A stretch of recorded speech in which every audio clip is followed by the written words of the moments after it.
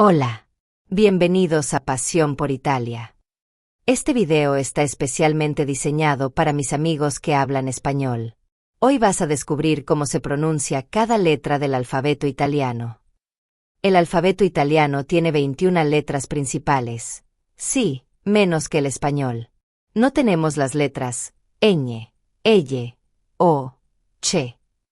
Sin embargo, usamos algunas letras extranjeras en préstamos lingüísticos. Estas letras son J, K, W, X, Y. Más adelante aprenderemos cómo se pronuncian en italiano.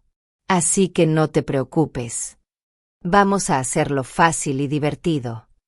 Ahora que ya conoces las diferencias entre el alfabeto en italiano y el alfabeto en español. Comencemos.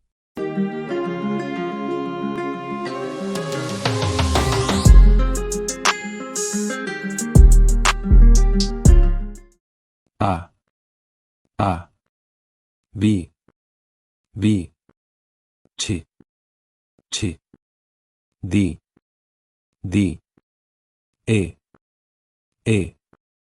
F, F, G, G, H, H, I, L, L, M, M, N, N, O, P, Q, R, S, T, U, V,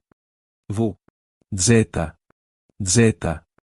No olvidemos que existen letras que no aparecen en el alfabeto italiano, y tampoco se usan con frecuencia en palabras italianas.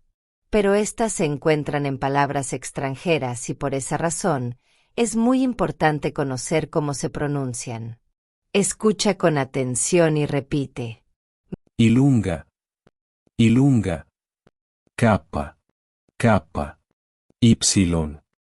Y, X, W. Perfecto. Ya conoces todas las letras y los sonidos del alfabeto italiano. Gracias por acompañarme hasta aquí. Ahora ya eres un experto con el alfabeto italiano. Solo te queda practicar.